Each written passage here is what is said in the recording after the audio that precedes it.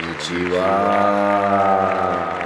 This is Tom, Ghost of Matsubara, your man in Japan, coming to you today with another episode of Kanji Hunter.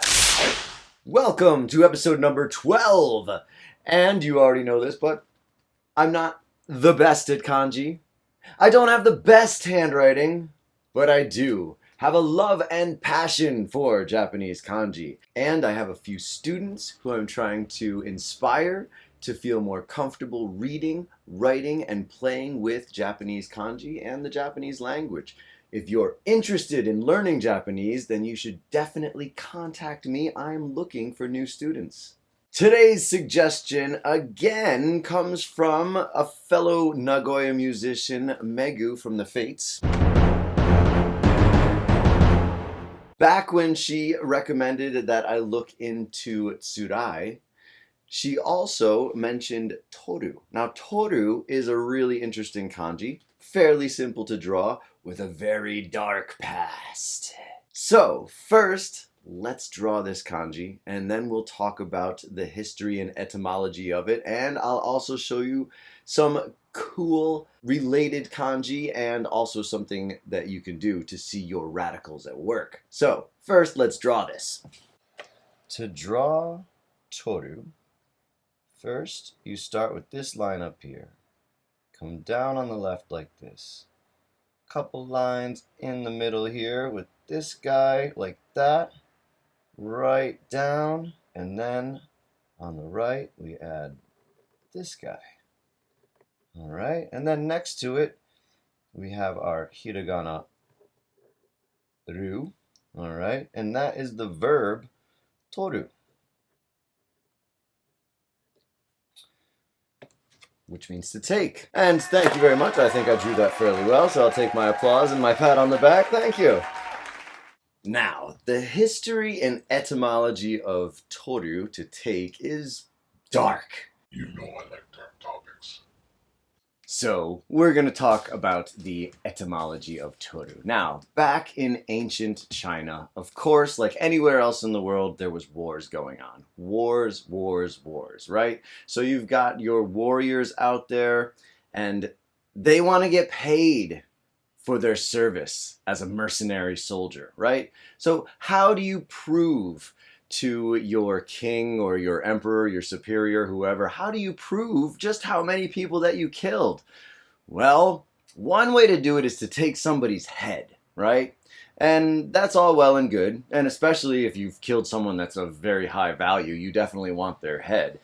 But if you're just killing other soldiers, and taking back heads gets heavy. There's a lot of heads to take back. So what do you do instead? Well, instead, you just take an ear.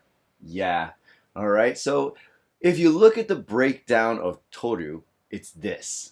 Over here, you can see the radical we drew on the left is actually the kanji for ear. And in Japanese, that's mimi, right? Ear in Japanese is mimi. Okay, so the old archaic style of this looked something kind of like this. And then this kanji over here is actually, it comes from the archaic kanji for hand. Now, in modern Japanese, hand is different, right? It's a different kanji, and we'll talk about that a little bit later. But it comes from that, right? Toru meant to take the ears, right? So they would take ears, and so toru meant to take, right? Take ears. Oh, so that's where it started from. So this kanji, like the kanjis we've studied in the past, has a very long history, and it's developed over time into what it is now. And the kanji for hand, again, has also developed differently and taken a slightly different detoured route in its etymological journey. So let's take a quick look at this kanji on the right, which is the kanji for hand. Now, just to clarify, up here in the top left of this picture here, I have written the modern kanji for hand. And we're going to go back and talk a little bit more about that when we discuss our radicals. But as you can see right here, what looks kind of like a claw is the archaic style that they used to draw hand. This would be like a right hand. What it developed into is still used today, as you saw with the right hand radical of toru. But even on its own, it still has a meaning. So This is now mata.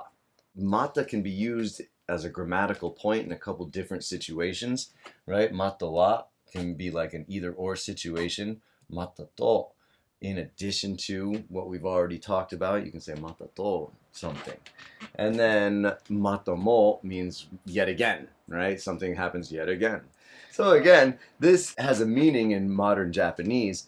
And what's really, I thought was really cool in checking the dictionary and just looking at this, you can see it means or again, furthermore, or on the other hand. So there's an excellent way to remember that. Mata wa, on the other hand. So that just gives you a little more insight into where these kanjis are coming from and how you can visualize that hand taking an ear in your verb to take. Now another related kanji is motomo. Motomo means the most of something or extremely, right? And where this kanji came from is they took that original toru kanji, right, to take ears, and they envisioned it in a bag, right? So if you've got a bag full of ears, that is extremely or the most of something, right? You didn't just bring back a couple ears from a couple dead soldiers or a couple dead peasants, whatever you killed. You brought back a whole bag of ears, so now you're going to get paid a lot. You're going to make bank. So this kanji again developed over time and it became what you see here. The bag was changed into the radical for the sun, and then they put that over your ear and your hand, okay? And motomo is the pronunciation of that. And it means the most of something or extreme. Eigo wasureteru yo. Now the next kanji we're going to look at takes what we just saw, that kanji of motomo, and adds a radical. So let's get radical. Now, as you see here, we have te as the modern kanji for hand. And to make this radical form, we do this. We draw these three lines right here. We've actually already talked about this in our episode about otera, right? In the episode of otera, we use the te radical as well. So go back and check that one out too. But in this case, we're putting the hand radical in front of our bag of ears, right? Our bag of taken ears, right? Now, this is also pronounced toru. But this toru means to take and hold. So imagine you've got your bag of ears and you've collected it and you're taking it, right?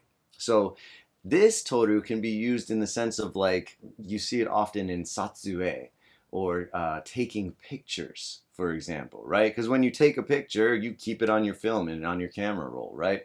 So this toru right here is to take pictures. Toru no kanji wa hontou ni kowai desu ne. Dakedo tanoshikatta. じゃあこれからいつも怖いは入れないんですけど、可愛い写真撮ったらぜひ送ってくださいね。I hope you enjoyed today's lesson. I enjoyed today's lesson. Thank you for lending me your ear. We will continue to do Kanji Hunter episodes for the foreseeable future, and you should totally go check out kanjihunter.com. I set up a new website. I'm very excited about it. So check that out. Don't forget to subscribe to Ghost of Matsubara. Smash that notification bell and keep watching Kanji Hunter. If you've got an idea for a kanji to explore in the future, if you want to hear me talk about it or just see me write it, then please send me a message either on Twitter or Instagram at kanji_hunter, at Facebook, Kanji Hunter Official, or send me an email at the new email address, kanjihunterofficial@gmail.com. If you would like to donate and support this channel, then you're welcome to do so over on PayPal. I do plan on having some products in my kanjihunter.com store in the future, so stay tuned for that. Thanks again to Megu from the Fates for suggesting a kanji for us to feature in today's Kanji Hunter episode. Hopefully I'm going to get some more of my local band friends to suggest some more ideas. Anyway, you can find the Fates online on Instagram, on Twitter, and I will leave their links in the information section below. So please leave a comment below, subscribe, smash that notification bell, and until next time, matane!